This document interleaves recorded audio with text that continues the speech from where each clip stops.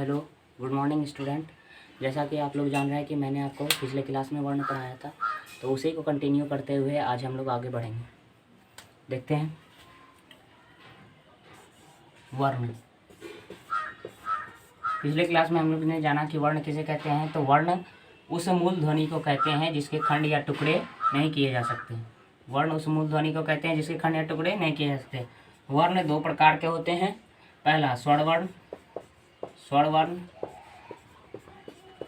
दूसरा व्यंजन वर्ण,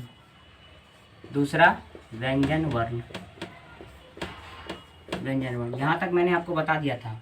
स्वर्ण वर्ण में कुल संख्या 13 होती है और व्यंजन वर्ण की कुल संख्या 33 होती है। लेकिन यह किस वर्णमाला में? संस्कृत वर्णमाला में। कुल वर्णों की संख्या होती है 46। कुल वर्णों की संख्या 46। स्वर्ण वर्ण 13, व्यंजन वर्ण 33। आप जानते हैं स्वर्ण वर्ण कहते किसको है? बोलते हैं वैसा वर्ण जो किसी की सहायता ना लेता हो, जिसके उच्चारण में किसी अन्य वर्ण की सहायता ना लिया जाए, उसे स्वर्ण वर्ण कहते हैं। वैसा वर्ण जिसके उच्चारण में किसी अन्य वर्ण की सहायता नहीं ली जाती है, उसे स्वर्ण वर्ण कहते हैं। वैसा वर्ण जिसके उच्चारण में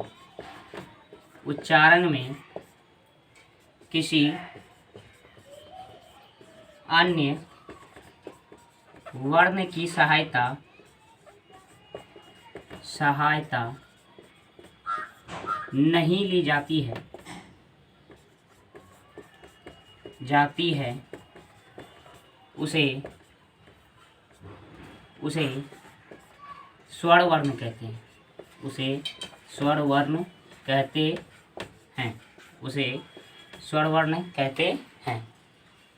होता है वैसा वर्ण जिसके उच्चारण में किसी अन्य वर्ण की सहायता नहीं ली जाती है, उसे स्वर्ण वर्ण कहते हैं। जैसे एग्जाम्पल में, 1 मिनट आप इसको उतार लीजिए, 1 मिनट का समय देता हूँ, स्क्रीनशॉट ले लीजिए।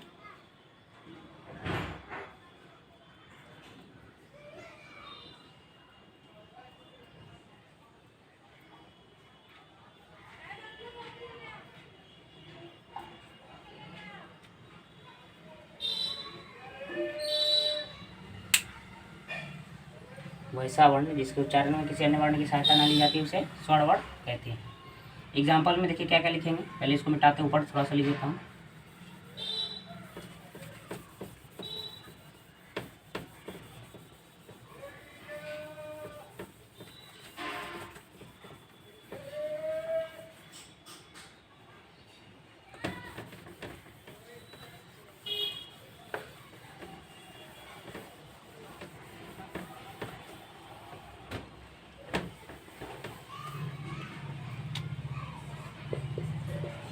स्वर्ण वर्ण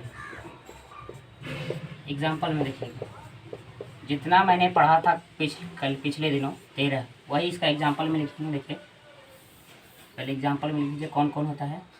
तो ओ, आ, हर्षई, दीर्घई, हर्षऊ, ओ, आ, हर्षई, दीर्घई, हर्षई, दीर्घई, हर्षऊ, दीर्घऊ, री।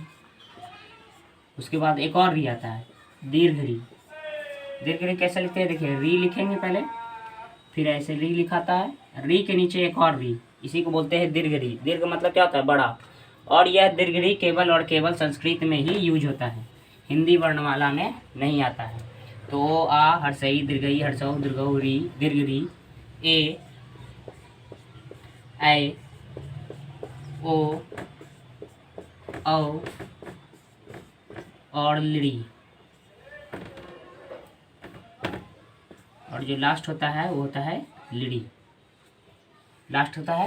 लिड़ी कैसे लिखा था? देखिए लिड़ी, यह लो और री के मिलने से बिल्कुल भी नहीं बना है। संस्कृत वर्णमाला में एक लौता ऐसा वर्ण है लिड़ी। ठीक है, लिड़ी। संस्कृत वर्णमाला में 2 ऐसे वर्ण आते हैं, एक दीर्घ री और लिड़ी। यह लिड़ी जो है किसी अन्य वर्ण की सहायता से बिल्कुल भी नहीं बना है, खुद एक स्वतंत्र वर्ण है। खुद एक स्वतंत्र वर्ण है, सॉरी, ठीक है। आप देखिए जैसे जिस प्रकार से ओ खुद स्वतंत्र वर्ण है, आ खुद स्वतंत्र वर्ण है, उसी प्रकार से लिड़ी भी एक वर्ण है, ना कि लिड़ी लोहलंत और री के मिलने से आता है। संस्कृत वर्णमाला में लिड़ी खुद का एक वर्ण है, सेल्फ, खुद का, ये दूसरे की सहायता से नहीं आया है। क्योंकि हम लोग जानते हैं कि स्वर्ण वर्ण का डिफिनेशन ही बोलता है कि वैसा वर्ण जो दूसरे की सहायता से ना बने, जिसके उच्चारण में किसी अन्य वर्ण की सहायता ना लिया जाए, उसे क्या बोलते हैं? स्वर्ण वर्ण। वैसा वर्ण जिसके उच्चारण में किसी अन्य वर्ण की सहायता नहीं लिया जाए उसको क्या बोलेंगे? स्वर्ण वर्ण। आप बोलते हैं सर ओ में किसी अन्य वर्ण आता है? नहीं आता है। आ खुद बोलते हैं, आ के अलावा कोई आता है? नहीं आता है सर। हर्षई, दीर्घई, हर्षऊ, दीर्घऊ, री, दीर्घ री, ए ओ औ ली, इन सभी वर्णों में किसी अन्य वर्ण की सहायता नहीं ली जाती है, इसी को बोलते हैं स्वर्ण वर्ण। और स्वर्ण वर्ण की कुल संख्या 13 होती है। आप काउंट कर लीजिए, 1 2 3 4 5 6 7 8 9 10 11 12 13, ठीक है, 13 होता है टोटल स्वर्ण वर्णों की संख्या। अब बोलोगे सर अंग और आह बच गया हमारा, अंग और आह बच गया, तो ये बचाना है बाबू, ये स्वर्ण वर्ण का बिल्कुल भी अंग नहीं है, इसको हम अंतिम में बताएंगे। यह एक अलग वर्ण है, ठीक है, अंग और आह एक अलग वर्ण है, इसको हम अंतिम में बताएंगे। अभी आगे चलते हैं, ठीक है। 1 मिनट आप इसका स्क्रीनशॉट ले लीजिए।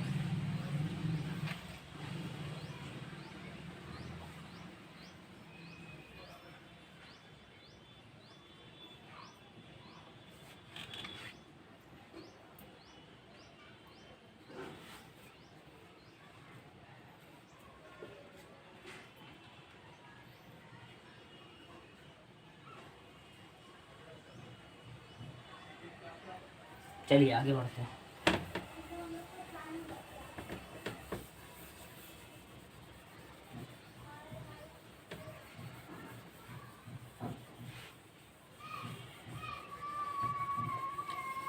फिर से एक बार मैं बोल देता हूँ, देखिए, स्वर्ण वर्ण, वर्ण 2 प्रकार के, एक स्वर्ण एक व्यंजन।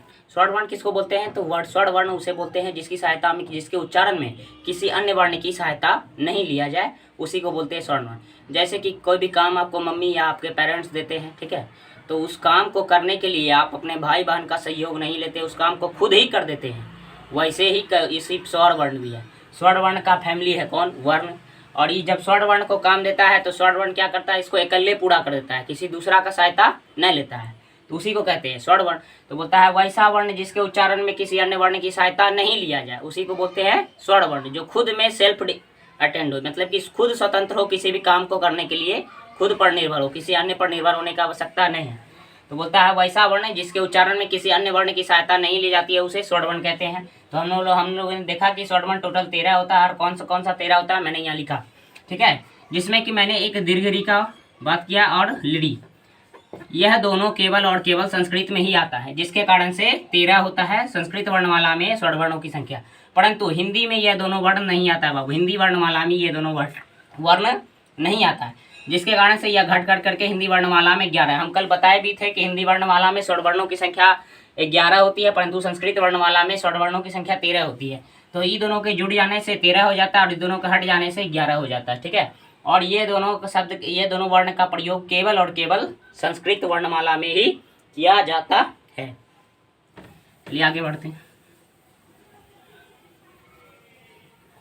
अगर आपको कहीं पे भी ना समझ में आता हो या किसी प्रकार का भी प्रॉब्लम हो, कमेंट में लिख दिया कीजिए, हम उसको बाद में पढ़ कर करके अगले क्लास में उसका जवाब देने का पूर्ण प्रयास करूँगा। अब आते हैं व्यंजन वर्ण में।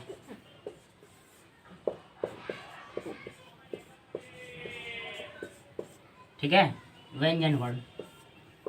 अब व्यंजन वर्ण कहते हैं किसको है सर? तो जस्ट इसका विलोम है। देखिए, स्वर्ण वर्ण का जस्ट विपरीत है व्यंजन वर्ण। बोलता है स्वर्ण वर्ण बोलता है कि हम कोई भी काम करने के लिए केकरो सहायता न लेंगे, ठीक है, लेकिन ये बोलता है हमको अगर कोई काम मेरे साथ करबे नहीं करेगा तो हमारे से काम में पूरा नहीं होगा। तो कैसे? बोलता है वैसा वर्ण है जिसके उच्चारण में अन्य वर्णों की सहायता लिया जाए। वैसा वर्ण है जिसके उच्चारण में अन्य वर्णों की या दूसरे वर्णों की सहायता लिया जाए, उसी को बोलते हैं व्यंजन वर्ण। अब देखो, ये चूंकि है वर्ण, ये कौन है? व्यंजन वर्ण। कौन फैमिली का मेंबर है? वर्ण फैमिली का मेंबर है। कौन फैमिली का मेंबर है? वर्ण फैमिली का मेंबर है। और वर्ण फैमिली का दुइये गो लड़का है, एगो स्वर्ण वर्ण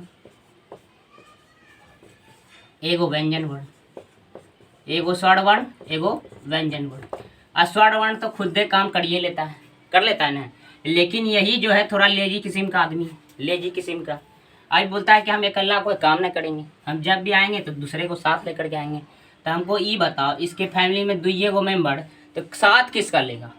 तो इसी का लेगा सर, काहे कि इसके फैमिली में तो दुइये गो मेंबर है। अभी तुम्हारे घर के आसपास कभी कोई प्रॉब्लम आ जाता है, छोटा मोटा प्रॉब्लम, तो सबसे पहले तुम्हारा पड़ोसी, सबसे पहले फैमिली मेंबर आता नहीं आया तो, अगर नहीं है किसी के पास फैमिली मेंबर ऐसा सुविधा नहीं है तो सबसे पहले पड़ोसी पास करता है, अपना पड़ोसी साथ देता है। उसी प्रकार से इसका जो फैमिली मेंबर है स्वर्ण वर्ण, तो इसका मदद करने के लिए कौन आएगा? स्वर्ण वर्ण आएगा सर। तो इसी प्रकार से लिखते हैं, डिफिनेशन होता है कि वैसा वर्ण जिसके उच्चारण में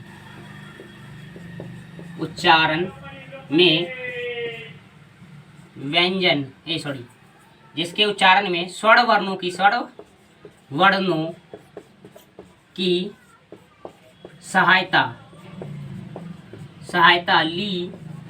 सहायता ली जाती है उसे व्यंजन वर्ण कहते हैं,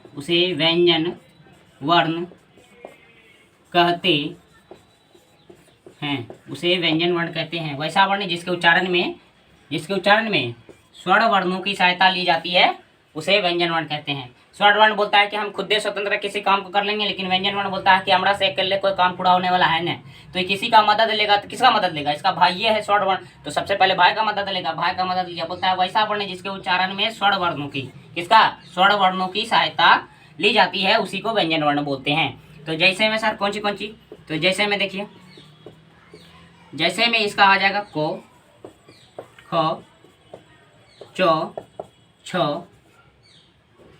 जो, झो, पो, कुछ भी लिखो, डॉट डॉट इत्यादि। और कौन कौन सा होता है व्यंजन वर्ण? और व्यंजन वर्ण तो हम पढ़े हैं टोटल सर कितना होता है? 33। और ये 33 कितना होता है सर? कौन कौन 33 होता है ये भी इसके बाद, इसको मिटाने के बाद, इरेज करने के बाद मैं बताऊंगा 33 कौन कौन होता है। ठीक है, पहले सिर्फ समझने के लिए एक बार ले लिए हैं, ठीक ना। देखिए, वैसा वर्ण जिसके उच्चारण में स्वर्ण वर्णों की सहायता ली जाती है उसी को क्या बोलते हैं? व्यंजन वर्ण। क्योंकि व्यंजन वर्ण खुद कुछ काम को करेगा ना, जब भी आएगा तो किसके साथ आएगा? स्वर्ण वर्ण के साथ। किसके साथ? स्वर्ण वर्ण की सहायता लेकर के आएगा। चलिए आगे बढ़ते हैं। एग्जाम्पल, 1 मिनट इसको स्क्रीनशॉट ले लीजिए।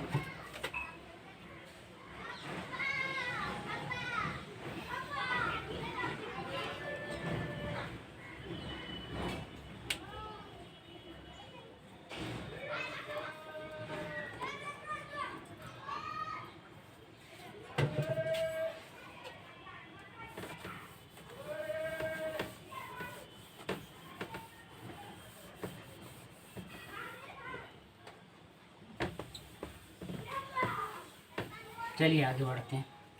हम लोगों ने देखा कि व्यंजन वर्ण का एग्जाम्पल था सर को, लेकिन यहाँ तो हमको कहीं कुछ दिखा ही नहीं। ठीक है, यहाँ तो हमको कहीं स्वर्ण वर्ण दिखा ही नहीं। कैसे आप बोल दिए कि को है? तो देखिए, मैं दिखाने का प्रयास कर रहा हूँ, थोड़ा सा समझिएगा एकदम ध्यान से। क्योंकि व्यंजन वर्ण बोलता है सर, व्यंजन वर्ण बोलता है, व्यंजन वर्ण बोलता है सर कि हम किसी भी काम को खुद नहीं कर सकते हैं, हमको किसी का सहायता चाहिए। तो सहायता लिया किसका? स्वर्ण वर्ण का। और जब भी कोई वर्ण आएगा व्यंजन वर्ण का, कोई भी वर्ण मेंबर आएगा, हमेशा किसको अपने साथ लेकर के आएगा? तो स्वर्ण वर्ण को अपने साथ लेकर करके आएगा। परंतु यहाँ तो सर को लिख दिए, और जबकि हम लोग पढ़े अभी तुरंत कि स्वर्ण वर्ण होता है ओ से लेकर करके लिड़ी तक। अभी तुरंत ना पढ़े, ओ से स्टार्ट होता है सर और लिड़ी तक 13 को जो बताएं। यहाँ तो एक को दिखा ना इसमें, तो हम दिखाने का प्रयास करते हैं। तो ध्यान से देखिए और इसको समझने का प्रयास कीजिए। जब हम लोग अपने से भी इसका उच्चारण करना है घर में, जब हम लोग को बोलते हैं, कीजिए को का जब उच्चारण करते हैं तो अंत का जब स्वर उसका निकलता है तो उसमें देखिए ओ का उच्चारण होता है। किसका उच्चारण होता है? ओ का। किसका उच्चारण होता है? ओ का। तो जब भी कोई भी व्यंजन आता है, ठीक है, जब भी कोई व्यंजन वर्ण आता है तो उसके पीछे हमेशा कोई ना कोई स्वर्ण वर्ण छिपा रहता है, कोई ना कोई स्वर्ण वर्ण छिपा हुआ रहता है। जिस प्रकार से कि इसमें दिख नहीं रहा है परंतु इसमें स्वर्ण वर्ण है। कौन सा स्वर्ण वर्ण है सर? तो अभी तुरंत हम उच्चारण किए को, तो ओ आ गया अंतिम में, तो इसमें कौन सा स्वर्ण वर्ण छिपा हुआ है? ओ स्वर्ण वर्ण छिपा हुआ है सर। कौन सा स्वर्ण वर्ण? ओ। तो इसको अलग कैसे करते हैं? तो जब भी अलग करते देखिए, को बनता है कैसे सर? तो देखिए को बनता है किसके मिलने से? आधा को और ओ, आधा को और ओ के मिलने से पूर्ण रूप का क बनता है। आधा को और ओ के मिलने से पूर्ण रूपेण को बनता है। तो देखो ये को क्या है? व्यंजन वर्ण है ना, लेकिन कैसा है? आधा। आधा व्यंजन वर्ण, आधा व्यंजन वर्ण होता है, उसके बाद ओ के आने से ये पूरा हो जाता है। आधा व्यंजन वर्ण है लेकिन ओ के आने से क्या हो गया? ये पूरा। तो आधा को और ओ के मिलने से पूरा क बन जाता है। को आधा व्यंजन वर्ण था लेकिन ओ आया इसके साथ तो पूरा बन गया। क्योंकि ये काम इकल्ले पूरा कर नहीं सकता है, व्यंजन वर्ण है। एक सहायता किसका लेगा? तो स्वर्ण वर्ण का। और वो स्वर्ण वर्ण है, वो कहाँ से कहाँ तक स्वर्ण वर्ण है? ओ से लेकर के लीडी तक क्या है? स्वर्ण वर्ण। तो जब भी कोई भी व्यंजन वर्ण आएगा तो किसकी सहायता से आएगा? स्वर्ण वर्ण की सहायता से। और इस चीज को बहुत ही अच्छे तरह से समझने का प्रयास कीजिए, क्योंकि अगर आगे जब हम संधि पढ़ाएंगे तो पूरा का पूरा खेल इसी पर निर्भर है। पूरा का पूरा खेल इसी पर निर्भर है, इसीलिए इसको बहुत अच्छे से समझने का प्रयास करेंगे। और एक बार मैं फिर इसको इरेज कर करके दोबारा समझाने का प्रयास करता हूँ। देखिए को ले ले, को, पा ले ले, खा ले ले, गा ले ले, चे ले ले,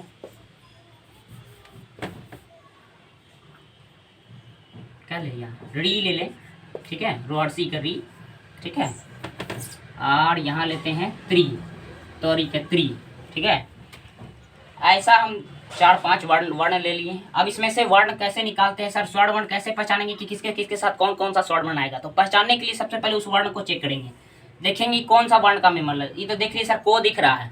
और एक शॉर्ट में मैं आपको बताना चाहता हूँ कि व्यंजन वर्ण कहाँ से कहाँ तक पहचाना जाता है। तो को से व्यंजन वर्ण स्टार्ट होता है और अंत में हो तक जाता है। कहाँ तक जाता है? हो तक। को से व्यंजन वर्ण स्टार्ट होता है और अंत में हो तक जाता है। और कौन कौन सा किस में होता है ये हम आपको बताएंगे अभी इसके बाद, ठीक है। लेकिन एक दिमाग में रख लीजिए कि क से व्यंजन वर्ण स्टार्ट होता है और ह तक जाता है। तो देखते हैं, तो यहाँ पे चेक कर लेंगे पहले। देखिए सर को है तो ये किसका मेंबर है? व्यंजन वर्ण का मेंबर। किसका मेंबर है?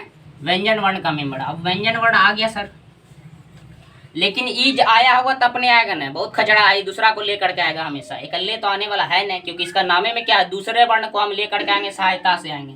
तो ये जब आया होगा तो खुद से तो आया ना होगा, किसी ना किसी को लेकर करके आया होगा अपने साथ। तो किसको लेकर के आएगा? स्वर्ण वर्ण को लेकर आएगा। तो कौन स्वर्ण वर्ण लेकर आया है? तो देखते हैं सर, जब किसी भी स्वर्ण वर्ण के व्यंजन वर्ण के पीछे कोई भी मात्रा ना दिखे। आप लोग पढ़े होंगे बचपन में ककरा, को में आकर का, कोर्सी कर की, कदरघी कर की, कोहरसू कर को, इकहरा पढ़े होंगे, ठीक है। तो देखते थे को वही रहता था अपने जगह पे, सब में को है अपने जगह पे, बशर्ते उसका खाली सिंबल पीछे वाला ककड़ा का मात्रा बदलता था। देखिए इसमें ककड़ा का मात्रा बदल गया, इसमें आ कर की मात्रा आ गई, इसमें हर्षई कर की मात्रा, इसमें दीर्घई कर की मात्रा, इसमें हर्षऊ कर की मात्रा। मतलब को अपनी जगह से हिला भी नहीं, बस इसके साथ कौन आ गया? मात्रा, ककड़ा का मात्रा आ गया। उसी प्रकार से यहाँ भी सबसे पहले चेक करेंगे व्यंजन वर्ण कौन सा है। देखिए सर व्यंजन वर्ण को है, अगर इसके पीछे कोई भी मात्रा नहीं लगा हुआ है, कोई भी मात्रा दिख रहा है इसमें, अगर कोई भी मात्रा नहीं लगा हुआ है तो अपने मन से समझ लीजिए इसमें कौन आया है? ओ आया है। को आया है? ओ। तो जब इसके पीछे कोई भी मात्रा ना हो तो इसके अंदर कौन छिपा रहता है? ओ। तो इसको लिखेंगे कैसे सर? तो हम जानते हैं आधा को और इसके अंदर छुपा कौन है? ओ। प्लस में लिखते हैं, प्लस में ओ। इसी प्लस को आगे संधि का नाम दिया जाता है। इसी प्लस को क्या कहते हैं? संधि। संस्कृत में इसको जोड़ना बोलते हैं, बल्कि संधि कहते हैं, परंतु ऐसे समझने के लिए प्लस भी काम चलेगा, ठीक है।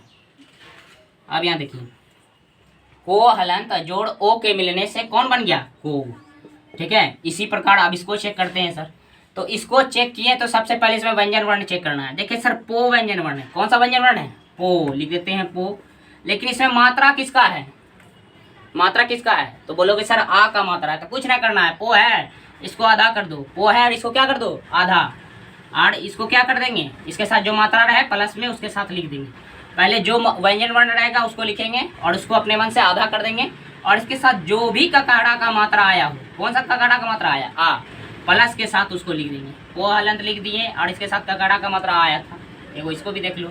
कौन सा व्यंजन वर्ण है सर? चौ व्यंजन वर्ण है। कौन सा व्यंजन वर्ण है? चौ। कौन सा व्यंजन वर्ण है? चौ व्यंजन वर्ण है। चौ व्यंजन वर्ण है तो चौ व्यंजन वर्ण को क्या लिखते हैं? पहले आधा कर देंगे। हलंत इसका मतलब होता है हलंत, संस्कृत में इसको बोलते हैं हलंत। हलंत का जिसके नीचे भी हलंत लग जाता है वो चीज आधा हो जाता है। जिसके नीचे भी, जो भी वर्ण के नीचे लग जाए वह वर्ण आधा हो जाए। तो ये आधा हो गया। और इसको जोड़ने के लिए कौन आएगा सर? देखिए इस पे मात्रा किसका है सर? ए कड़ की मात्रा है सर, तो चढ़ा दीजिए। बड़ी आसान है सर। जो हलन था जोड़ ए के मिलने से क्या बन गया? 6। एक बार फिर से देखो, इसमें पहचाने व्यंजन वर्ण है, लिख दिए, व्यंजन वर्ण का आधा कर दिए, ठीक है। कुछ नहीं दिख रहा है तो वो क्या बोले, जब कुछ न दिखे तो अपने मन से ओ लिख देना प्लस में, जब कुछ न दिखे तो क्या लिख देना? अपने मन से ओ। यहाँ देखिए पो था, यहाँ क्या था? पो व्यंजन वर्ण था, ठीक है। इसके साथ कौन सी मात्रा आई थी? आ कर की मात्रा आई थी, तो पो था तब पो हलंत लिख दिए, और आ कर की मात्रा आई थी तो प्लस में आ। यहाँ देखिए सर चौ था तो चौ लिख दिए हलंत में, और कौन सी मात्रा आई थी? ए, तो प्लस में ए लिख दिए। चलिए इतना अगर आप समझ गए किसी भी व्यंजन वर्ण से स्वर कैसे आता है इसको पहचानने के लिए, अगर आप समझ गए तो ये और ये होमवर्क में करके आना है और कमेंट में करके बता देना है, ठीक है। होमवर्क में करना है और कमेंट में करके बता देना है। तो फिर से एक बार देख लो, स्वर वर्ण होता है, स्वर वर्ण कहते हैं जिसकी सहायता में किसी अन्य वर्ण की सहायता नहीं, जिसके उच्चारण में किसी अन्य वर्ण की सहायता नहीं लिया जाए उसको स्वर वर्ण। व्यंजन वर्ण कहते हैं जिसके उच्चारण में दूसरे वर्ण की सहायता किसका लेगा? तो अपना भाई का लेगा, क्यों ना? इसका भाई तो स्वर वर्ण है। तो बोलता है जिसके उच्चारण में स्वर वर्णों की सहायता लिया जाए उसी को क्या बोलते हैं? व्यंजन वर्ण। और जब भी आएगा तो सर अकेला नहीं आएगा, किसके साथ आएगा? स्वर वर्ण के साथ आएगा। तो इसको स्वर वर्ण निकालेंगे कैसे? तो निकाल के दिखा दिए सर। जब भी रहेगा तो को का को लिख देंगे, और कुछ नहीं दिखे तो अपने मन से हो, और जो व्यंजन वर्ण रहे उसको आधा लिखेंगे और जो मात्रा रहेगा उसको प्लस में, जो व्यंजन वर्ण रहेगा उसको आधा लिखेंगे और जो मात्रा रहेगा उसको प्लस में। इसी प्रकार से इसको आप बना करिएगा, ठीक है। अब आगे चलते हैं। मैं मिटा दिया गलती से, ठीक है। पॉज करके एक बार आप स्क्रीनशॉट ले लीजिएगा इस क्वेश्चन को बनाने के लिए।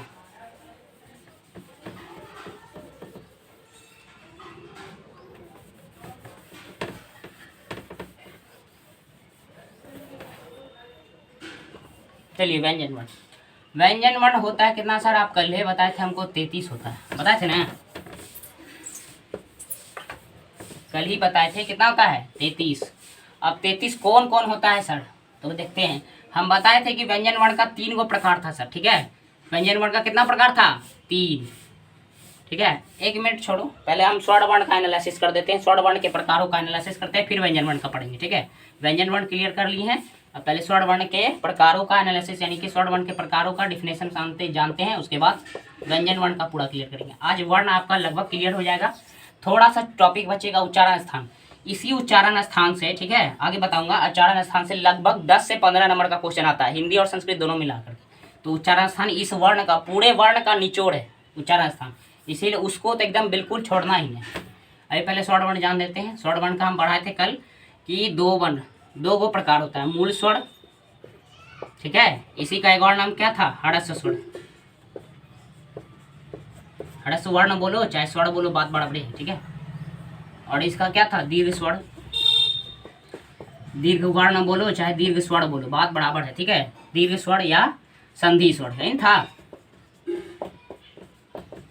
ठीक है। अब देखिए मूल स्वर, मूल स्वर था सर 5। संस्कृत में मूल स्वर 5 होता है, लेकिन हिंदी में यही मूल स्वर हो जाता है 4 गो, ठीक है। संस्कृत में यही मूल स्वर 5 गो होता है, ठीक है। और हिंदी में यही मूल स्वर कितना हो जाता है? 4 गो। संस्कृत में 5, हिंदी में 4। और संस्कृत में यही संधि स्वर या दीर्घ स्वर हो जाता है 8, और हिंदी में यही हो जाता है 7 गो। हिंदी में कितना हो जाता है? हिंदी में 7 गो हो जाता है, और संस्कृत में कितना रहता है? 8। दीर्घ स्वर या संधि स्वरों की संख्या संस्कृत में 8, मूल स्वर या हरस्व स्वरों की संख्या संस्कृत में 5, और यही मूल स्वर या हरस्व स्वरों की संख्या हिंदी में 4, ठीक है। यही दीर्घ स्वर और संधि स्वरों की संख्या संस्कृत में 8 और हिंदी में 7। हिंदी में कितना? 7। चलिए आगे देखते हैं कौन कौन होता है सर। तो सबसे पहले जानते हैं मूल स्वर। मूल स्वर का डिफिनेशन क्या होता है सर? ऐसे टेलीग्राम का लिंक मैं दे दूंगा इसमें, ठीक है। पिछले वीडियो में शायद नहीं दे सका, ठीक है। ऐसे यूट्यूब के डिस्क्रिप्शन में भी दिया हुआ है टेलीग्राम का लिंक, आप ज्वाइन कर करके वहाँ PDF दिया हुआ है, ठीक है। PDF दिया हुआ है, उसमें आप जा करके पूरा नोट्स उतार सकते हैं, हैंड रिटेन नोट्स है, ठीक है, उतार सकते हैं। उसमें टोटल डिफिनेशन यहाँ सिर्फ समझिए आराम से, और छोटा सा नोटबुक बनाइए जिसमें शॉर्ट नोट्स बनाना है, लॉन्ग नोट्स नहीं, एकदम शॉर्ट नोट्स जो कि एग्जाम के व्यू से हो। अब देखिए मूल स्वर या हरस्व स्वर। मूल स्वर हरस्व स्वर किसको बोलते हैं? तो मूल स्वर का डिफिनेशन होता है सर, मूल स्वर बोलता है कि वैसा स्वर या वैसा वर्ण जिसके उच्चारण में वर्णों की पुनरावृत्ति ना हो। बोलता है वैसा वर्ण जिसमें वर्णों की पुनरावृत्ति ना हो, उच्चारण में नहीं, सॉरी, ठीक है। वैसा वर्ण जिसके जिसमें वर्णों की पुनरावृत्ति ना हो, वैसा वर्ण जिसमें वर्णों की पुनरावृत्ति ना हो, वैसा वर्ण जिसमें वर्णों की पुनरावृत्ति ना हो। ठीक है, उसी को बोलते हैं मूल स्वर। 1 मिनट मैं काम करता हूँ, यहाँ तेरे तुरंत लिख देता हूँ जल्दी से। ओ आ हर्षई दीर्घई हर्षऊ दीर्घऊ री, उसके बाद दीर्घ री, ए ऐ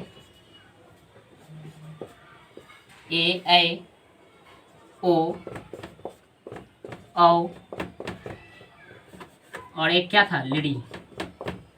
दिख रहा है? थोड़ा सा लाइट कट गया, समस्या है। ठीक है, देख लीजिए, थोड़ा सा अंधेरा थोड़ा सा हो गया होगा बाबू। ठीक है, देखिए ओ आ हर्षई दीर्घई हर्षऊ दीर्घऊ री दीर्घरी ए ऐ ओ औ और लिडी, यही तेरा होता है। अब इसमें क्या बोला, इसी तेरहियों से निकलेगा जो भी निकलेगा। ठीक है, इसका डेफिनेशन क्या बोलता है, वैसा वर्ण जिसमें वर्णों की पुनरावृत्ति ना हो, वैसा वर्ण जिसमें वर्णों की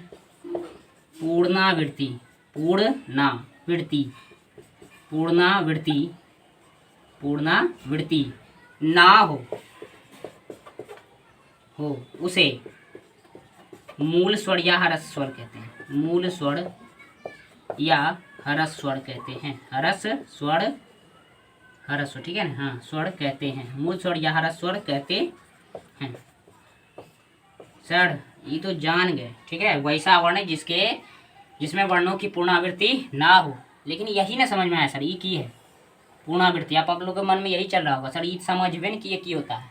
और जो बहुत पढ़े हुए हैं मेरे से, वो तो जान गए होंगे, और जो इसको भी बहुत सारा नॉलेज है, बहुत सारे ऐसे बच्चे जो और भी कहीं पढ़े हुए हैं, वो भी जान गए होंगे कि पुनरावृत्ति का मतलब क्या होता है। बहुत सारे शब्दों में इसका यूज किया जाता है, बहुत सारे विषय में। तो पुनरावृत्ति का मतलब होता है सर, इसको इंग्लिश में अगर समझे तो इसका मतलब होता है रिपीटेशन। इसका इंग्लिश में क्या मतलब होता है, रिपीटेशन। मतलब एक के चीज दोबारा रिपीट कर जाए, एक के बार आया दोबारा रिपीट कर गया। ठीक है, तो जिसको नहीं समझ में आ रहा है रिपीटेशन, अपने भाषा में समझाते हैं। अपना भाषा बड़ी अच्छा है, सबसे अच्छा अपना भाषा। ठीक है, इसी को अपने भाषा में समझिए। जैसे कि बचपन में हम लोग जाते थे, ठीक है, भोज खाने जाते थे। आप लोग भी गए होंगे, भोज खाने जाते थे, एक बार भोज खा लेते थे। अब बचपन का दिन था, एक बार गए फिर दोबारा चल गए थे, एक बार गए फिर तो हो सकता था कभी कभी तिवाड़ो खा लेते थे।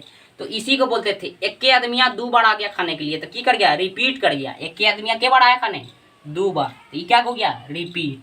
तो इसमें भी वही बात बोला है कि इसमें बोला है कि पुनरावृत्ति का मतलब होता है रिपीट करना। जैसे हम लोग भोज खाने गए, एक बार खाए फिर दोबारा चल गए, तो क्या हो गया, रिपीट कर गए, रिपीट करके गए खाने के लिए। तो यहाँ क्या बोला कि वैसा वर्ण जिसमें वर्णों की पुनरावृत्ति एकदम नहीं होना ना चाहिए। मतलब कि दोबारा तेरे को भोज खाने देगा, एक के मरतब खाना है, जितना खाना है एक के मरतब। तो बोलता है वैसा वर्ण जिसमें वर्णों की पुनरावृत्ति ना हो, उसी को क्या बोलेंगे, मूल स्वर या ह्रस्व स्वर। तो पुनरावृत्ति मतलब समझ में आया ना, कि एक के आदमी दोबारा नहीं आना चाहिए। एक बार भोज खा करके चल गए तो दोबारा नहीं आना चाहिए खाने के लिए। ठीक है, लेकिन बचपन में हम लोग तो 2 बार 3 बार, बच्चे थे तो न बुद्धि था, खा लेते थे। ठीक है, तो यहाँ रिपीटेशन का मतलब वही हुआ कि एक बार जो आ गया फिर दोबारा वो चीज़ नहीं आना चाहिए। ठीक है, रिपीटेशन या पुनरावृत्ति उसी का मतलब होता है। तो आप देखते हैं ओ आ गया ना सर, देखिए तो ऐसा कोई दोबारा वो आया है दूसरा बार, बिल्कुल नहीं आया है सर। बोलोगे सर आ भी तो नहीं आया, हर्षई भी तो नहीं आया, दीर्घई भी तो नहीं आया, आप कैसे बोल रहे हैं, सब बे में से कोई नहीं आया दोबारा, वो आया है। तो देखो हम दिखाने का प्रयास करते हैं। वो देखो रिपीटेशन का मतलब होता है एक के आदमी 2 बार आना।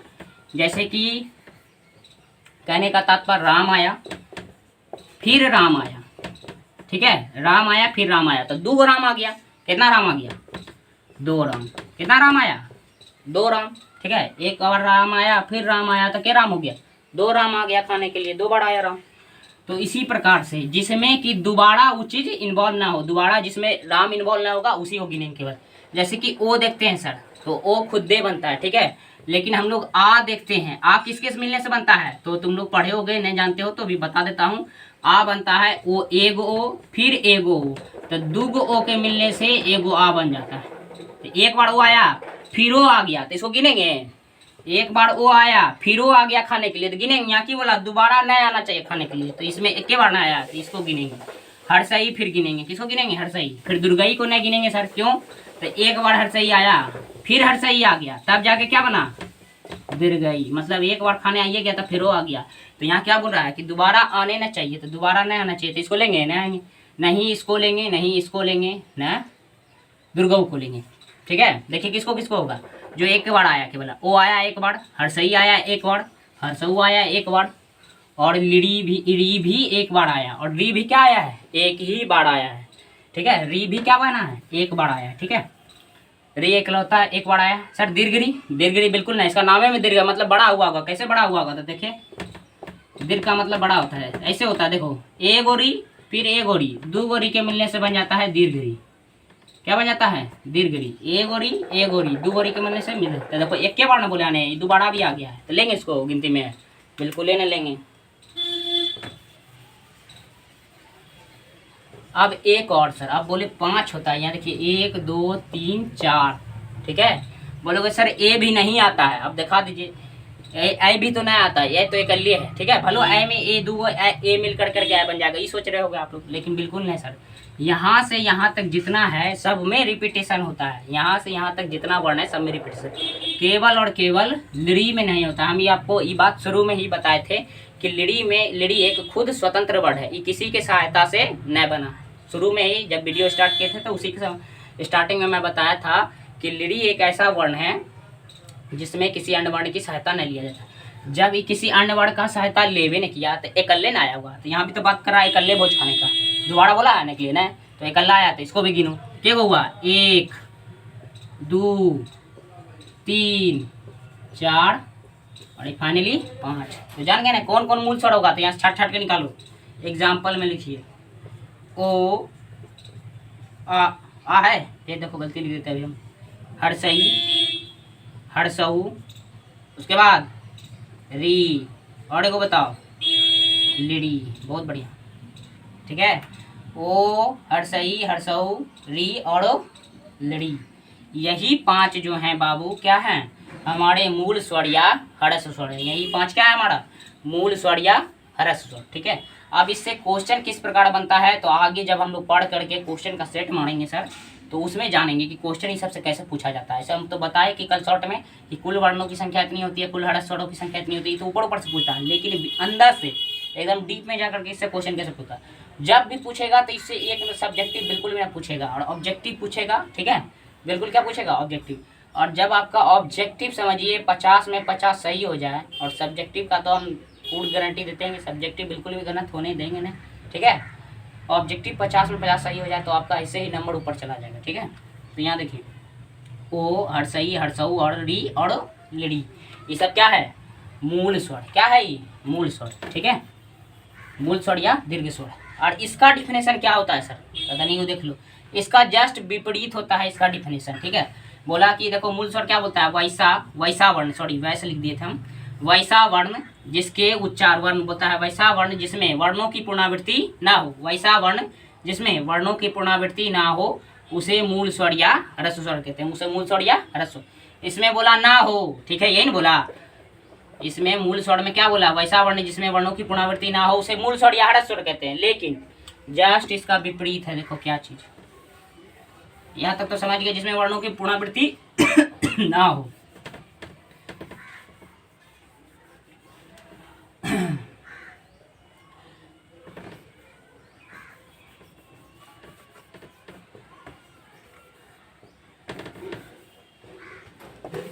आप देखते हैं दीर्घ स्वर का, देखो उसमें बोला वर्णों की पुनरावृत्ति ना हो उसको मूल स्वर या ह्रस्व स्वर बोलते हैं, उसकी संख्या 5 होती है। देखिए हम ऊपर में लिख दिए, घेर घेर करके कौन कौन 5 है। ठीक है, अब देखिए इसका, देखिए दीर्घ स्वर या संधि स्वर का बोलता है वैसा वर्ण जिसमें वर्णों की पुनरावृत्ति हो, पुनरावृत्ति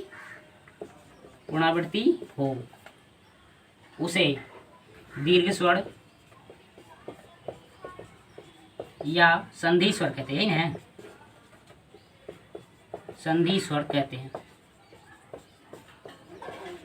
पुनरावृत्ति होगा मतलब, पुनरावृत्ति मतलब समझ गए, पुनरावृत्ति मतलब क्या होता है, रिपीटेशन हो। तो यहाँ भी वही बात बोल रहा है कि जितना बार खाना है खा लो। ठीक है, मतलब रसगुल्ला फ्री है, 1 बार लो, 2 बार लो, 3 बार लो, 4 बार लो, 5 बार लो, कितनों बार ले सकते हो, कोई दिक्कत नहीं। तो यहाँ भी रसगुल्ला फ्री है, रिपीट कर करके ले सकते हो, लेकिन सब भोज में ना होता है ऐसा, कईयों को ये भोज में होता है कि एक ही रसगुल्ला मिलता है। ठीक है, तो वैसा वर्ण जिसमें वर्णों की पुनरावृत्ति हो, मतलब यहाँ कितनों बार आ सकते हैं खाने के लिए भोज।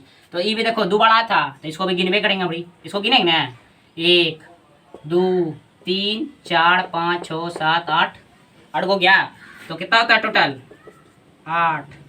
इसकी कुल संख्या कितनी होती है? 8। तो यहाँ लिखा हुआ है कौन कौन होता है, तो लिख देते हूँ मैं एक बार। यहीं देखो इसका एग्जाम्पल लिख देते हैं यहाँ एग्जाम्पल के लिए। आ दीर्घई दुर्गऊ दीर्घरी और ए ना और ए ओ और क्या ओ, यही तो 8 होता है सर।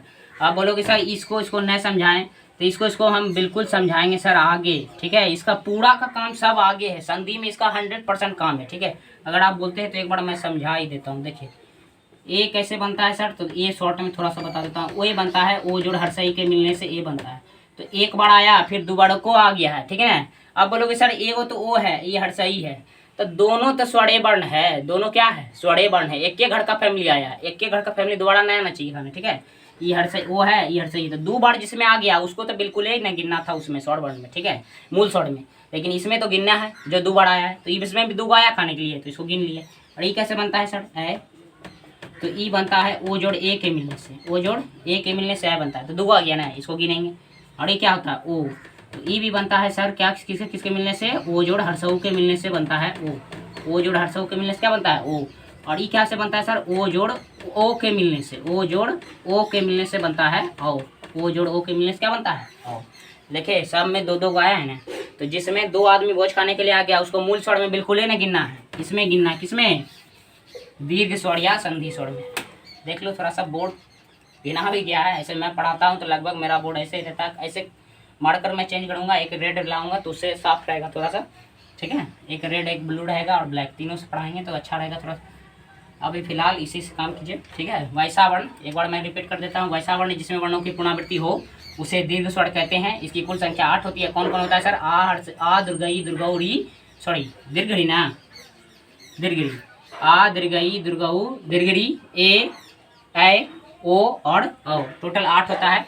इसके पहले हम लोग पढ़े मूल स्वर, ठीक है। मूल स्वर कितना होता है, 5 होता है। कौन, इसका डिफिनेशन क्या होता है सर, तो वैसा वर्ण जिसमें वर्णों का पुनरावृत्ति नहीं हो उसको क्या बोलेंगे, मूल स्वर। उसको क्या बोलेंगे, मूल स्वर, मूल स्वर या हरस स्वर। उसकी संख्या होती है 5। आप बोलोगे सर उसमें तो बता दीजिए कि 4 होता है संस्कृत में, लेकिन इसमें कौन भागता है, तो इसमें ई वाला भाग जाएगा, तो इसमें भी 7 पुड़ जाएगा। हिंदी में कितना पुड़ेगा, 7। हिंदी में दीर्घ स्वरों की संख्या 7 लिखा है ना, तो ई वाला हिंदी में घट जाता है खाली दीर्घड़ी, ठीक है, बाकी सब वही रहता है। और उसमें लड़ी घट जाता है, बाकी सब वही रहता है, ठीक है। तो चलिए एक बार स्क्रीनशॉट आप लोग लीजिएगा तो ले लीजिए पॉज करके, ठीक है। मैं 1 मिनट देता हूँ समय, स्क्रीनशॉट ले लीजिए, उसके बाद लिख लीजिएगा।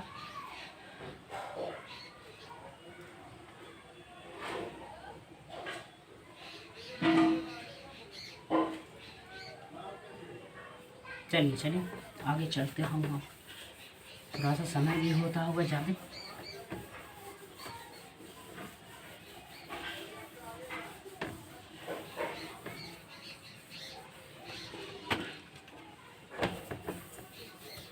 चलिए देखते हैं। अब आते हैं व्यंजन वर्ण में।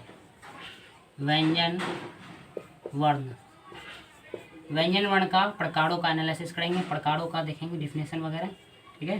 देखो व्यंजन वर्ण का प्रकार था एगो स्पर्श, यही पढ़ाए थे। स्पर्श व्यंजन बोलो चाहे स्पर्श वर्ण, पहले इसी को क्लियर कर लेते तब दूसरा बताएंगे, ठीक है, ताकि जगह का थोड़ा सा कमी है। अब लेते हैं स्पर्श वर्ण कैसे को बोलते हैं। तो इसका डिफिनेशन बहुत आसान है, ठीक है। बोलता है वैसा वर्ण, एकदम हाथ तेजी में चलाइए, मैं बोल रहा हूँ अपने साथ लिखिए। वैसा वर्ण जिसका उच्चारण जिसके उच्चारण में मुख मतलब होता है मुंह जिससे हम लोग बोलते हैं, ठीक है। संस्कृत में इसको मुख बोलते हैं। मुख के विभिन्न अंगों का स्पर्श होता है। मुख के विभिन्न अंगों का स्पर्श होता हो उसे स्पर्श वर्ण कहते हैं। उसे क्या होता है, स्पर्श वर्ण कहते हैं। स्पर्श का मतलब क्या होता है सर, स्पर्श का मतलब होता है छूना। जैसे हम ये हाथ है मेरा, ये हाथ से हम अपनी इस त्वचा को छुए स्पर्श किए, यही होता है स्पर्श। तो उसी प्रकार से हम जब कोई भी वर्ण बोलते हैं मुंह से, तो वो जो वर्ण होता है ना किसी अंग से टकरा के निकलता है, चाहे तो कंठ से टकराया होगा, चाहे तो तालू से टकराया होगा, चाहे तो दांत से, ठीक है, चाहे तो अपना जो क्या होता है नासिका से, मतलब मुख के जितना भी अंग होता है उससे टकरा के निकलता है, ठीक है। इसी को बोलते हैं स्पर्श वर्ण। यानी इसकी कुल संख्या हम कल बताए थे इसके पिछले क्लास में कि 25 होती है। इसकी कुल संख्या कितनी होती है? 25। अब कौन कौन होता है सर? तो देखिए लिखना है इसका एग्जाम्पल मैं ऊपर लिख रहा हूँ, थोड़ा सा ध्यान से देखिएगा। और जिस प्रकार मैं लिख रहा हूँ कोशिश कीजिए कि वैसा लिखिए ताकि आपको अच्छे से समझना, ठीक है। कुछ नहीं करना है। इसका एग्जाम्पल लिखने के लिए कौन कौन होता है देखो ऐसे लिखना, क वर्ग, क लिख करके अब वर्ग और ऐसे डैश दे देना, ठीक है। क लिख करके वर्ग लिखना और डैश दे देना। उसके बाद लिखना च वर्ग लिखना, वर्ण नहीं लिखे हैं, ठीक है। इन्हें सोचना सर गलती लिख दी है, हम सही कर लेते हैं। च वर्ग लिखे हैं। उसके बाद ट वर्ग, वर्ण नहीं वर्ग, क वर्ग, च वर्ग, ट वर्ग, प वर्ग, सॉरी एक भूल गया रे, त वर्ग ना, त वर्ग और ये प वर्ग, ठीक है। तो वर्ग लिखे हैं, वर्ण मत लिखना, फिर बता रहे हैं, ठीक है। क वर्ग, च वर्ग, ट वर्ग, प वर्ग। अच्छा कितना लोग वो भूल गए? सही बताना एकदम, ताकि मेरा बहुत स्टूडेंट भूल गया था, ठीक है। तो जो वो भूल गए थे अपने से जा करके 25 बार उठक बैठक कर लो, मैं लिख देता हूँ यहाँ, ठीक है। क ख ग घ और अंग है ना, होता है 5 च छ ज झ और य, ठीक है। टो ठो डो ढो, ठीक है। टो ठो डो ढो नो, बड़ी नो, ठीक है। तो थो दो दो धो, दो घो और छोटी नो, इसको हम छोटी नो बोलते हैं, नो बोलो। इसका प फ ब भ भ म हो गया। अब ध्यान से देखो, एक वर्ग में 5 गो, दूसरे वर्ग में 5 गो, एक वर्ग में 5 गो, दूसरे वर्ग में 5 गो, तीसरे वर्ग में 5 गो, 5 चौथे वर्ग में 5 गो, पांचवें वर्ग में 5 गो, यानी 5 वर्ग है और सब में 5-5 गो है। 5 वर्ग है और सब में कितना है? 5 गो है। टोटल कितना हो गया? 25। यही तो लिखा है ना सर, स्पर्श वर्णों की संख्या कितनी होती है? 25। लिख लो इसको ध्यान से, एकदम जल्दी से। ध्यान से आप बोलोगे सर ध्यान क्यों होता है? जल्दी से, अपने भाषा में ध्यान से बोलते हैं, जल्दी से लिख लीजिएगा। ऐसा कीजिए, आप इसको रोक कर करके, इस वीडियो को रोक कर करके, ठीक है, पॉज कर करके इसको लिख लीजिएगा, ठीक है। थोड़ा सा समय ज़्यादा हो रहा है और मुझे पढ़ने भी जाना है, इसलिए आगे मैं बढ़ता हूँ, ठीक है। चलिए देखते हैं, एक बार बता देते हैं, मिटा दिए हैं, ठीक है। बता देते हैं वैसा वर्ण जिसके उच्चारण में, सुनिए, वैसा वर्ण जिसके उच्चारण में ये मुख के जितना भी अंग होता है, मुख के अंदर का अंग, मुख के बाहर का नहीं, ठीक है। नाक का भी अंदर के नाक से निकलता है, वो जो वर्ण निकलता है नौ के अंदर से निकलता है, ठीक है। मुख के आंतरिक भाग से, ठीक है, मुख के विभिन्न बोलता है वैसा वर्ण जिसका उच्चारण मुख के अंगों का स्पर्श हो, ठीक है। जिसके उच्चारण में क्या हो? जिसके उच्चारण में मुख के विभिन्न अंगों का क्या हो? स्पर्श हो। मुख के विभिन्न अंगों का स्पर्श हो, उसी को क्या बोलेंगे? स्पर्श वर्ण बोलेंगे। वैसा वर्ण जिसके उच्चारण में मुख के विभिन्न अंगों का स्पर्श हो, उसे स्पर्श वर्ण बोलेंगे, ठीक है। इसकी कुल संख्या 25 होती है सर। कौन कौन होता है? तो क से लेकर करके मौ तक, क से लेकर करके के मौ तक, ठीक है, याद रखना, ठीक है। और अगर कभी कभी इसमें क्वेश्चन पूछ देता है कि स्पर्श वर्णों में कुल वर्गों की संख्या, ध्यान से सुनना, स्पर्श वर्णों में, यहाँ देखो मैं लिखना चाहता हूँ, स्पर्श वर्णों में, क्योंकि बिहार बोर्ड वाला बड़ी होशियार है, जानता है सीधा सा पढ़ करके आता है। स्पर्श वर्णों में कुल वर्गों की संख्या, कुल वर्गों की संख्या, कुल वर्गों की संख्या। आप बोलो सर वर्ग क्या होता है? अब मार दोगे तुम लोग तुरंत 25, अभी तुरंत सर पढ़ाए, यहाँ तो लिखबे किया 25। अरे तनी को ध्यान से देख लो, लिखे हैं वर्ग, और यहाँ गिनो, 1 वर्ग, 2 वर्ग, 3 वर्ग, 4 वर्ग और 5 वर्ग, तो वर्ग पूछेगा 25। और यही वर्ग के जगह खाली वर्ण कर दे, वर्णों कर दे, वर्ग को हटा के वर्णों कर दे, तब क्या दोगे आंसर? 25, ठीक है। वर्ग बोलेगा तो 5 और वर्ण बोलेगा तो 25, वर्ग बोलेगा 5 और वर्ण बोलेगा तो 25। बहुत बढ़िया, चलो आगे बढ़ते हैं।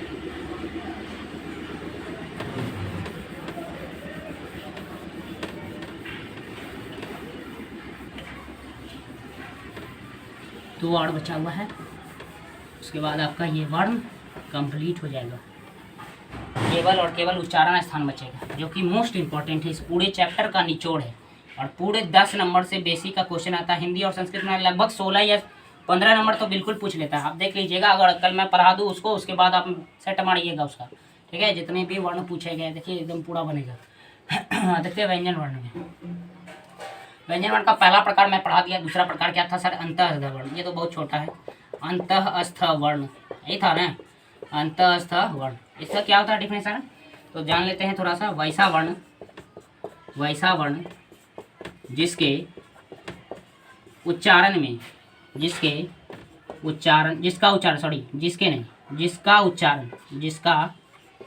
उच्चारण मुख के आंतरिक भाग से हो, जिसका उच्चारण मुख के आंतरिक, अरे गलती लिख रहे हैं, आंतरिक, देख लेना थोड़ा सा, मेरे को लग रहा है इसमें डाउट है, ठीक है। आंतरिक भाग से हो। अरे बाबू बहुत सारा मेरा राइटिंग स्किल थोड़ा सा गड़बड़ है, ठीक है। आंतरिक, मुख के आंतरिक भाग से हो, मुख के आंतरिक भाग से हो, उसे अंतःस्थ वर्ण कहते हैं। अस्थ वर्ण, ठीक है। आंतरिक भाग से हो उसे अंतःस्थ वर्ण कहते हैं। अंतःस्थ वर्ण कहते हैं, एक साथ होगा अंतःस्थ, ठीक है। अंतःस्थ वर्ण कहते हैं, छोड़ो यहीं लिख लेते हैं। अंतःस्थ वर्ण कहते हैं, अंतःस्थ वर्ण कहते हैं, ठीक है। इसकी कुल संख्या कितनी होती है? कल ही बताया था, 4। कितना होता है इसका कुल संख्या? 4। इसकी कुल संख्या होती है 4, ठीक है।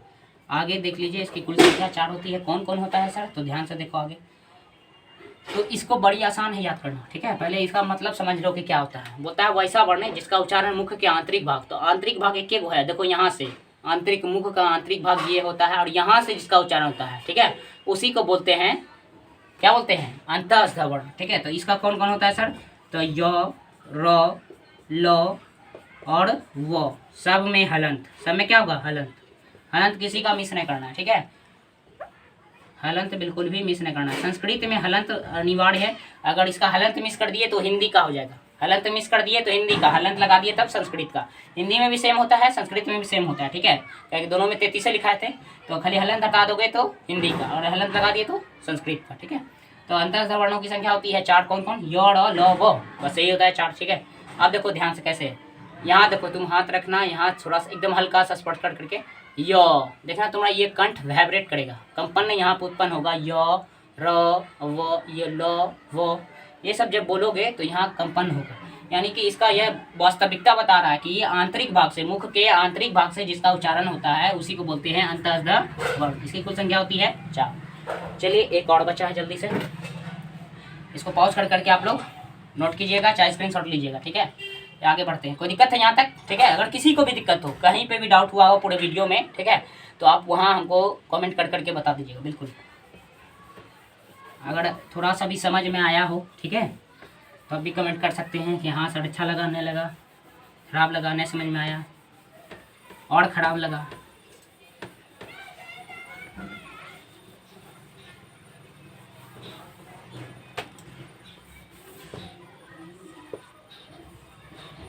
चलिए आप देखते हैं व्यंजन वर्ण का तीसरा, दो तो बता दिए, तीसरा देखिए। तीसरा क्या था? उष्मीय। इसको उष्म बोलते हैं, कहीं उष्मीय बोल देते हैं, ठीक है। तो बात बराबर है। उष्मीय वर्ण होता है वैसा वर्ण, वैसा वर्ण जिसके, वैसा वर्ण बोल गए, वैसा वर्ण जिसके उच्चारण में मुख से उष्मा मुक्त हो, उष्मा मुक्त हो। मुक्त मतलब होता है निकलना, मुख से उष्मा निकले। उष्मा मतलब होता है हीट, ठीक है। उष्मा मतलब हीट, मतलब कम, थोड़ा सा भाप, जैसे हम लोग कहते हैं ना भाप गर्म होता है, वही वैसा वर्ण जिसके मुख से, जिसके उच्चारण से मुख से उष्मा मुक्त हो। मुक्त मतलब क्या था? निकलना हो, उसे उष्मीय वर्ण बोलते हैं, उष्मीय वर्ण कहते हैं, ठीक है। उष्मीय वर्ण कहते हैं, उष्मीय वर्ण कहते हैं वैसा वर्ण जिसके उच्चारण में मुख से क्या हो? उष्मा मुक्त हो, उसे उष्मीय वर्ण कहते हैं। अब उष्मीय वर्ण होता कैसे है सर? तो देखो ध्यान से, अभी तो थोड़ा सा कम आपको देखने के लिए मिलेगा। इसका एग्जाम्पल पहले लिख लो कौन कौन होता है। इसका एग्जाम्पल 4 गो होता है ये भी। तो कौन कौन होता है सर? तो देखो ध्यान से, ये बहुत याद अच्छा से याद हो जाएगा। उसमिया, उसमिया में क्या आ रहा है? 100, बीच में देखो 100 आ रहा है उसमिया में 100। अब 100 के प्रकार का सर हम लोग 3 प्रकार का 100 पढ़े। कितना प्रकार का? 3। कौन कौन? तालब 100, तालब 100, मूर्धन्य 100 और दंत 100। ये 3 को पढ़वे किए और एक वो एक्स्ट्रा में लिख देंगे हो। वो एक्स्ट्रा में नहीं होता है, मतलब याद रखने का ट्रिक बता रहे हैं, ठीक है। तालब 100, मूर्धन्य 100 और हो, यही 4 गो। तालब 100, मूर्धन्य 100 और हो, 4, ठीक है। तो मुख के आंतरिक भाग से हो उसे क्या बोलते हैं? उसमें वर्ण बोलते हैं। और ये 4 गो होता है, तालब 100, मूर्धन्य 100 और दंत 100 हो। तालब 100, मूर्धन्य 100, दंत 100 और हो, 4 गो। अब ध्यान से सुनिए, ऐसे तो याद ही हो जाएगा 4 गो, और इसको कैसे रियलिटी में फील करेंगे देखते हैं। तो उसमें वर्ण का उच्चारण जब आप लोग कीजिएगा 100, ठीक है, 100 हो, तालब 100, मूर्धन्य 100, दंत 100 हो, तो जब इसका उच्चारण कीजिएगा तो मुंह से हीट, यानी कि आगे जब हाथ रखिएगा तो थोड़ा सा गर्म महसूस होगा। 100 बोलिएगा। अभी तो इसको नहीं देखने को मिलेगा, जब ठंड के दिन आएगा तो इसको प्रैक्टिकली करके देखिएगा। ठंड में हम लोग बिना सिगरेट पिए, बीड़ी पिए मुंह से धुइयां निकाल देते हैं ऐसे सिर्फ जानने के लिए बता रहे, ठीक है। उसी प्रकार से जब उस समय आप 100 का उच्चारण कीजिएगा, देखिए मुंह से बहुत ज़्यादा मात्रा में भाप निकलेगा, बहुत ज़्यादा मात्रा में धुइयां निकलेगा, ठीक है। तो उस समय आप उसको रियलिटी में फील कर सकते हैं। चलिए इसी के साथ आज आगे बढ़ते हैं, ठीक है। एक अंतिम में बचा हुआ है जिसको मैंने, यानी व्यंजन वर्ण पूरा क्लियर हो गया बाबू, स्वर वर्ण भी क्लियर हो गया, ठीक है। यानी वर्ण फाइनली आज आपका खत्म हो गया। उच्चारण स्थान बचा हुआ, उच्चारण स्थान कल बताएंगे, और वह बहुत इंपॉर्टेंट है। जितना कि ई इम्पोर्टेंट नहीं था उतना उससे ज़्यादा इम्पोर्टेंट हुआ है, ठीक है। परंतु है सिलेबस में तो पढ़ना सबसे है। कभी भरोसा है चेंज कर दे, इसी से पूछ ले 5 गो, बिहार बोर्ड का कोई भरोसा नहीं, ठीक है। इसीलिए सब चीज़ को पढ़ते रहना, और कोई दिक्कत हो बिल्कुल बताइए कि हाँ सर यहाँ हमको नहीं समझ में आया, तो अगले क्लास में हम फिर से उसको बताने का प्रयास करेंगे। बिल्कुल एकदम बिल्कुल ये नहीं समझना है कि सर फिर क्या बोलेंगे कि नहीं समझ पाता है, कोई दिक्कत वाली बात नहीं बाबू, हर चीज़ को समझना है, ठीक है। एक मैं शुरू में बताया था सर कि ओ इसको ऐसे स्टार बना के ही लिख लीजिएगा साइड में, ठीक है।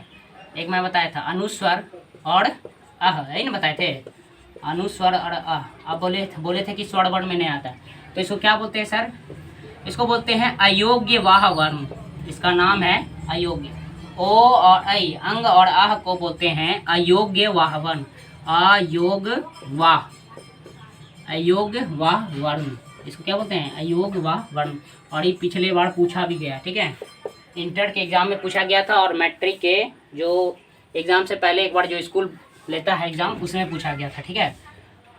अनुस्वर और आह को किस वर्ण कहते हैं? अयोग्य वाह वर्ण। अयोग्य वाह वर्ण लिख लो इसको, ठीक है। इसके साथ आपका वर्ण आज कंप्लीट हो गया। एक बार मैं शॉर्ट एकदम 5 मिनट के अंदर पूरा रिवीजन मारता हूँ, ठीक है। देखिए सबसे पहले वर्ण होता है। वर्ण उस मूर्धन्य को कहते हैं जिसके खंड या टुकड़े नहीं किए जा सकते। वर्ण 2 प्रकार के होते हैं, स्वर वर्ण और व्यंजन वर्ण। स्वर वर्ण 13 गो सर, व्यंजन वर्ण 33 गो। स्वर वर्ण कहते हैं किसको है? बोलता है जो दूसरे का सहायता नहीं लेगा उच्चारण के लिए उसको स्वर वर्ण, और जो दूसरा का सहायता लेगा उसको व्यंजन वर्ण, ठीक है। जो दूसरा किसका सहायता लेगा? तो स्वर वर्ण का सहायता लेगा, क्योंकि उसका बात वही है। तो जो स्वर वर्ण का सहायता लेगा उसको क्या बोलेंगे? व्यंजन वर्ण। अब स्वर वर्ण का 2 गो प्रकार होता है सर, एगो मूल स्वर, एगो संधि स्वर, ठीक है। तो मूल स्वर कहता है जिसमें रिपीटेशन ना हो, दोबारा भोज खाने ना आ सकता है, ठीक है, उसको बोलेंगे मूल स्वर। और जिसमें पुनरावृत्ति होगा, मतलब जो दोबारा भोज खाने आ सकता है, उसको बोलते हैं संधि स्वर। मूल स्वरों की संख्या होती है 5, और संधि स्वरों की संख्या होती है 8। 5 में कौन कौन होता है सर? तो ओ, हर्षई, हर्षऊ, री और क्या था? लड़ी, 5 गो। और उसके बाद दीर्घ स्वर में क्या था? तो आ, दीर्घई, दीर्घऊ, दीर्घड़ी, ए, ऐ, ओ, औ, यही था ना, हो गया। उसके बाद आते हैं आप इधर व्यंजन वर्ण पे। तो व्यंजन वर्ण होता है सर, व्यंजन वर्ण बोलते हैं जिसमें पुनरावृत्ति वर्णों की जो दूसरे वर्ण की सहायता से बोला जाएगा उसको व्यंजन वर्ण बोलेंगे। और व्यंजन वर्ण होता है 3 प्रकार का। कौन कौन?